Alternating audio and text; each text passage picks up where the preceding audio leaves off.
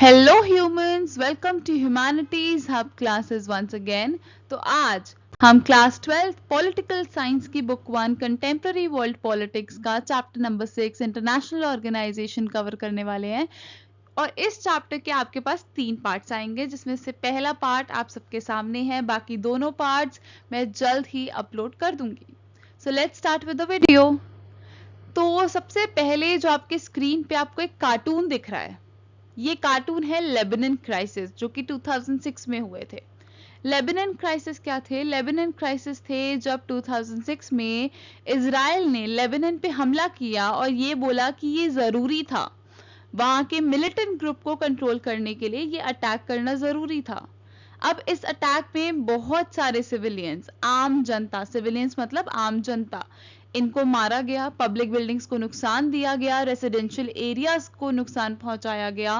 Finally अगस्त में, जून में incident हुआ, अगस्त में यूनाइटेड नेशन ने रेजोल्यूशन पास किया और बोला इजराइल आर्मी को कि आप अपनी जो आर्मी है वो विड्रॉ कर लो। बट इजराइल ने इस चीज पे यूएन की बात ना मानते हुए अक्टूबर में अपनी आर्मीज को विड्रॉ किया। और जो राइट साइड पे आपको पिक्चर दिख रही है, इसमें आपको यूएन का, यूनाइटेड नेशंस का रोल बताया गया है। इसके अंदर जो आपको एक आदमी खड़ा हुआ दिख रहा है, वो है Kofi Annan. Kofi Annan UN secretary general थे 2006 में, जिन्होंने रेजोल्यूशन पास किया, बट कहीं ना कहीं वो अनसक्सेसफुल होते हुए दिख रहे हैं। So this cartoon is giving you a hint about the role of UN, United Nations. So let's start with the introduction now. UN is indispensable. United nation एक बहुत इंपॉर्टेंट ऑर्गेनाइजेशन है, बहुत इंपॉर्टेंट इंटरनेशनल ऑर्गेनाइजेशन है। जो हमारी United nation के second secretary general हैं, उन्होंने यूएन का रोल बताते हुए कहा कि यूएन ह्यूमैनिटी को हेवन पे ले जाने के लिए नहीं है। मान रहे हो कि जैसे मैंने एक ऑर्गेनाइजेशन सेटअप करी है पीस के लिए, इसका मतलब ये नहीं है कि पूरी दुनिया में लड़ाई होगी ही नहीं, बिल्कुल भी ऐसा नहीं है। बट एटलीस्ट अगर एक यूनाइटेड नेशन नाम की ऑर्गेनाइजेशन है, जिसमें सारी कंट्रीज मिलके आपस में बातचीत करेंगी और किसी चीज का सॉल्यूशन निकल सकता है बात करके, तो फिर वॉर पे क्यों जाना? तो कहीं ना कहीं यह हमें एक होप देता है पीस की, प्रोग्रेस की, और हमें हेल्थ से बचाता है। वॉर में लोगों की जान जाती है, कितनी पब्लिक प्रॉपर्टी को नुकसान पहुंचता है, उस हेल्थ से बचाने के लिए यूनाइटेड नेशन को बनाया गया है। तो अब इंटरनेशनल ऑर्गेनाइजेशन, यूनाइटेड नेशन जो है वो एक इंटरनेशनल ऑर्गेनाइजेशन ही है। क्यों चाहिए हमें इंटरनेशनल ऑर्गेनाइजेशन?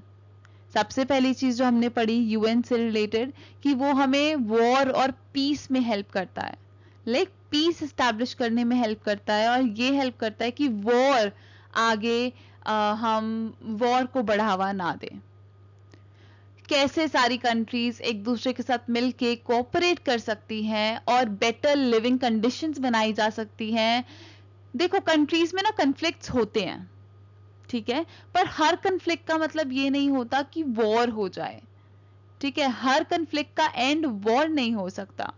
तो यूएन हेल्प करता है अपने मेंबर्स को उसको पीसफुली रिजॉल्व करने के लिए, राइट। अगर आपकी एक जॉइंट फैमिली है, उसमें कोई ना कोई आपके बड़े होंगे, दादा दादी, नाना नानी, तो उनका रोल क्या रहता है? उनका रोल रहता है यूएन की तरह, कि अगर फैमिली मेंबर्स में लड़ाई चल रही है तो उनको बिठाओ और ये बोलो कि तुम बातचीत करो और उस चीज को सॉल्व करो। बल्कि वो ये एडवाइस नहीं करेंगे कि तुम लोग अलग अलग हो जाओ, बिल्कुल भी नहीं, राइट। तो यूएन का रोल भी कुछ इसी तरह है। अगर हमें लगता है कि ये आगे जाके वॉर में कन्वर्ट हो सकती है, ये जो कन्फ्लिक्ट है ये आगे जाके वॉर में कन्वर्ट हो सकता है, तो हम सारे यूएन के मेंबर्स को बोलेंगे कि आओ भाई और इसको पीसफुली रिजॉल्व करो। ऐसे काम नहीं चलेगा, पीसफुली रिजॉल्व करो ताकि ये चीज फुल फ्लेजेड वॉर में कन्वर्ट ना हो जाए, राइट। अब स्टेट जो है वो इसकी बात मानेंगे क्यों? फैमिली अपने बड़ों की बात मानती क्यों है? क्योंकि अथॉरिटी होती है ना, क्योंकि उनके साथ एक रिलेशन होता है उनका। तो बाकी कंट्रीज का और यूएन का क्या रिलेशन है कि यूएन क्रिएट ही लोगों के कंसेंट से हुआ है। स्टेट या कंट्रीज के कंसेंट से ही यूएन बना है। स्टेट्स साथ आए, उन्होंने बोला कि ठीक है, हम लोग एक इंटरनेशनल ऑर्गेनाइजेशन एस्टैब्लिश करेंगे जिसका नाम यूएन रखा गया। तो यूएन के एस्टैब्लिशमेंट में हर स्टेट का, हर कंट्री का कंसेंट मौजूद था। और यूएन जरूरी क्यों है? यूएन हेल्प क्या करता है और कौन से मुद्दों पे हेल्प करता है? जैसे कि डिसीज हो गया, फॉर एग्जांपल आप ले लो कोरोना वायरस, है ना। कोरोना वायरस आपको देखने को मिला, तो क्या सिर्फ एक कंट्री ये चीज कर सकती थी कि वो अकेले कोरोना वायरस को हरा देती? क्या कोई एक कंट्री ये चीज, एक कंट्री से, ये अकेले कंट्री से ये चीज पॉसिबल थी? कहीं ना कहीं सारी कंट्रीज ने जब साथ मिलके कोरोना वायरस के खिलाफ लड़ाई लड़ी, तब जाके हम कहीं ना कहीं उससे उभर पाए हैं, वरना कितनी बुरी कंडीशंस हो चुकी थी। कंडीशन और वर्स हो सकती थी अगर हम सब साथ में ना आते। और भी जैसे इश्यूज हो गए, ग्लोबल वार्मिंग का इश्यू हो गया, कोई एक कंट्री इन चीजों से अकेले नहीं लड़ सकती जब तक सारी कंट्री, सारे वर्ल्ड उस चीज में सपोर्ट ना करे।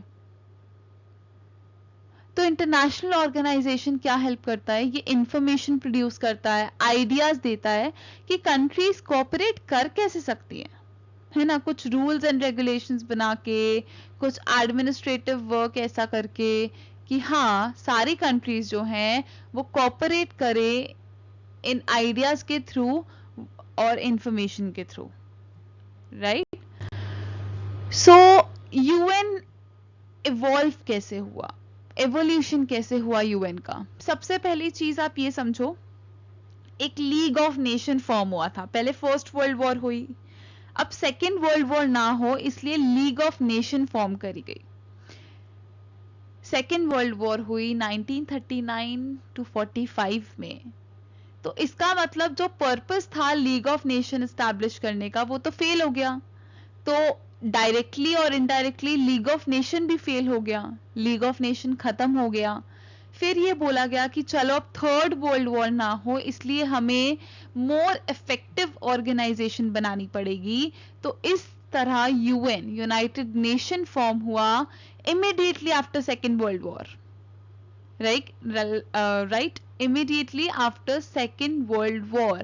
It means 1945 में second world war end हुई और 1945 में ही यूनाइटेड नेशन फॉर्म हुई। तो इसको लीग ऑफ नेशन का सक्सेसर के नाम से भी जाना जाता है। तो यूएन लीग ऑफ नेशन का सक्सेसर भी है। लीग ऑफ नेशन बनाई गई थी ताकि सेकेंड वर्ल्ड वॉर ना हो, बट सेकेंड वर्ल्ड वॉर हुई। फाइनली यूएन बनाया गया ताकि थर्ड वर्ल्ड वॉर ना हो और ज्यादा इफेक्टिव उसको बनाने के लिए स्टेप्स लिए गए। तो इसलिए उसको सक्सेसर कहा जाता है लीग ऑफ नेशन का। तो अब 51 स्टेट्स साथ में आए, उन्होंने यूएन चार्टर को साइन किया। ऑब्जेक्टिव क्या था? 51 स्टेट साथ में आए थे यूएन चार्टर को साइन करने के लिए, और ऐसे यूएन फॉर्म हुआ था, यूएन एस्टैब्लिश हुआ था। अब इसका ऑब्जेक्टिव क्या था? मैं आपको सारे ऑब्जेक्टिव्स बता चुकी हूँ। इंटरनेशनल कन्फ्लिक्ट को प्रिवेंट करना, कोऑपरेशन, स्टेट्स जो हैं वो एक दूसरे के साथ कोऑपरेट कर सके और एक और वर्ल्ड वॉर ना हो।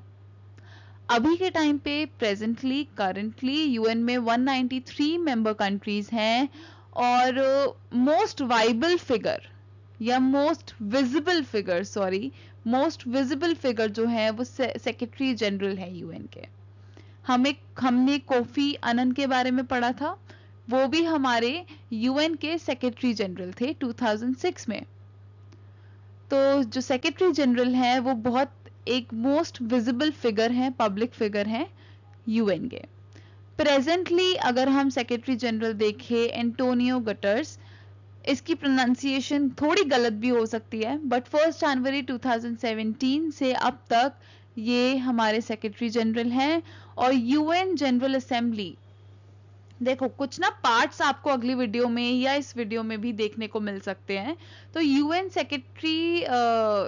जनरल असेंबली एक उसी का ऑर्गन है, प्रिंसिपल ऑर्गन है, जिसमें 1 वोट ईच है। जैसे हमारा लोकसभा है ना, सारी कंट्री साथ में आती हैं, कोई ना कोई इशू पे डिस्कशन होता है, वैसे ही जनरल असेंबली है। कोई भी एक इंटरनेशनल इंपॉर्टेंस के लिए इशू होगा, उस पर डिस्कशन होगा, लोग वोट देंगे और हर कंट्री के पास एक वोट होगा। फॉर एग्जाम्पल इंडिया है, इंडिया के पास एक वोट होगा, या जितनी भी कंट्रीज हैं उन सबके पास एक वोट होगा। 1 वोट ईच का फॉर्मूला वहां पे अपनाया जाता है। उसके बाद जिसके सबसे ज्यादा वोट वो जीत जाएगा या वो डिसीजन ले लिया जाएगा। ये कुछ इंपॉर्टेंट एजेंसीज हैं जो बहुत इंपॉर्टेंट है, आप इन सब के नाम याद कर सकते हो। मैं बोल बोल के नहीं बताऊंगी, आप स्क्रीनशॉट लो और इन सब को पढ़ लो, लिख लो, कहीं पे आपकी बुक में ये सब मेंशन किया हुआ है already. So thank you for this part 2 बहुत जल्दी आपके सामने आ जाएगा। तब तक के लिए आप इस वीडियो को लाइक करो, शेयर करो, सब्सक्राइब करो इस चैनल को, कमेंट करो कोई मुझसे गलती हो रही हो, कोई इम्प्रूवमेंट की ज़रूरत है, जो कि बहुत है, आई नो दैट बहुत है, कोई सजेशंस हैं, कोई क्वेश्चंस हैं, please let me know, please ask those question in comment section. Thank you so much, bye bye.